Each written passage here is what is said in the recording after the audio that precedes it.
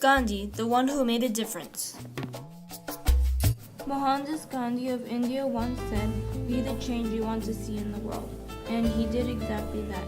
In the early 1930s, the young Gandhi became the leader of the Indian nationalist movement, fighting for his country, India's independence from the British Empire.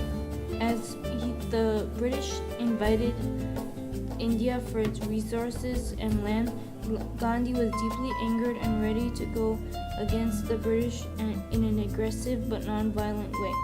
As Mohandas grew up, he was raised to believe in the ways of Hinduism, which follows various rules such as non-violence and not being allowed to consume meat.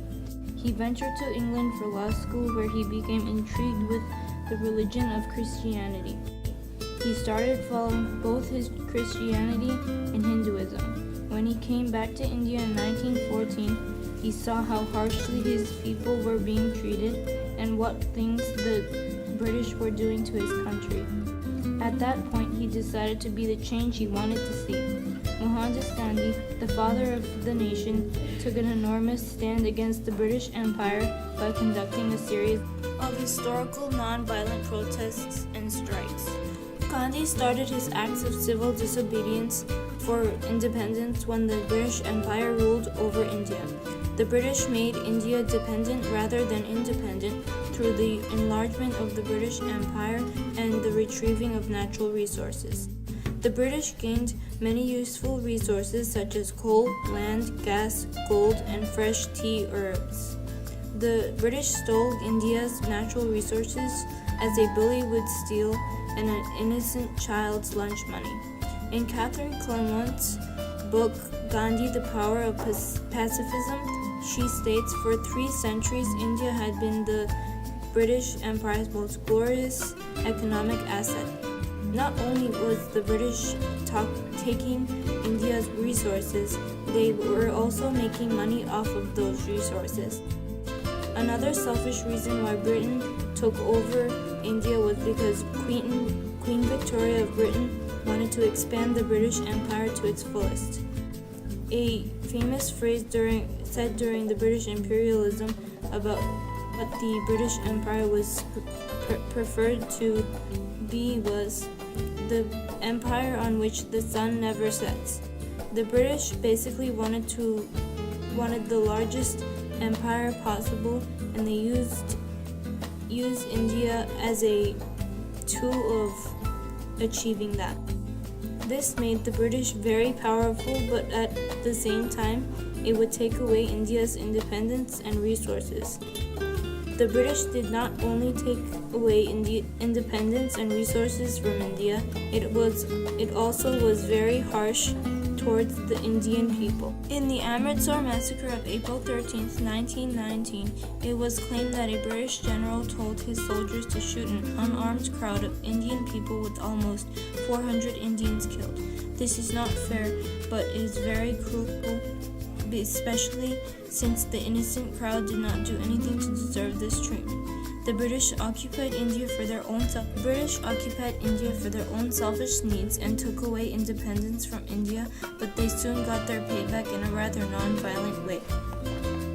The great Gandhi proves unity and civilization of his country to the British as one of the steps for the fight for independence by leading a long performance of satyagraha, a non-violent method of persuasion and important acts. In 1913, a tax had been placed on all former labor workers, known as the Indian Relief Bill, which supported the Indians in taxes, marriage, and laws. This showed their ability to be self-sufficient. Gandhi held many roles in advocating for the Indians.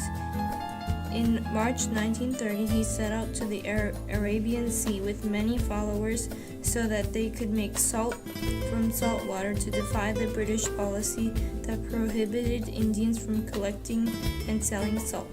This showed independence and civilization of the Indian people because they were able to make their own products independently.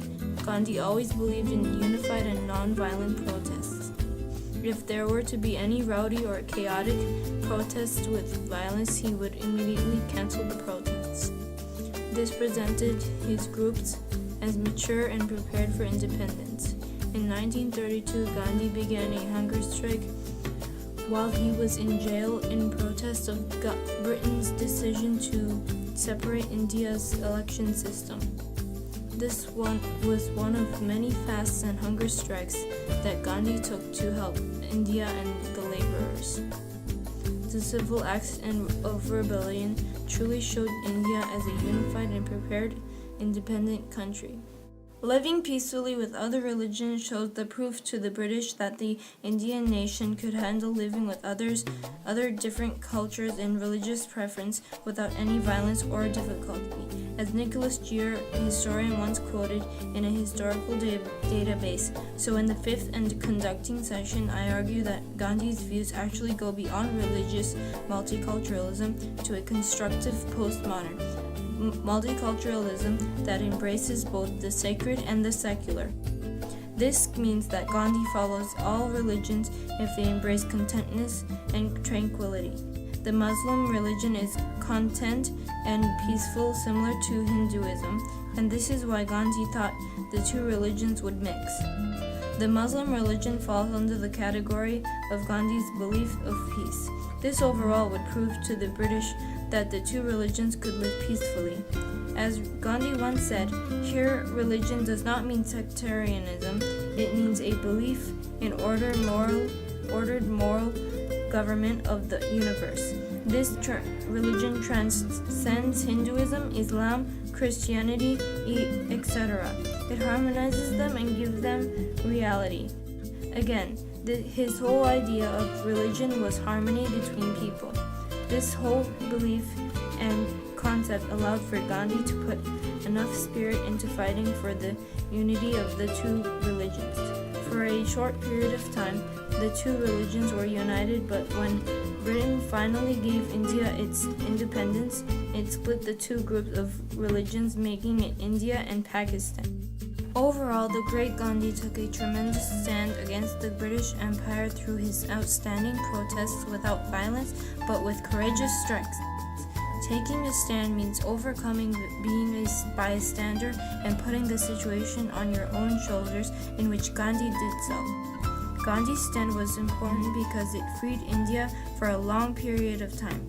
There were many cons for him, such as being jailed and arrested constantly, but that did not stop him. Taking a stand for the things we care about and we are passionate about is very important, especially if it will benefit everyone and stop the wrong things from happening. If no one in the world took a stand, there would be the continuous line of uneventful events. If Gandhi did not take a stand for India, India would probably not be free today.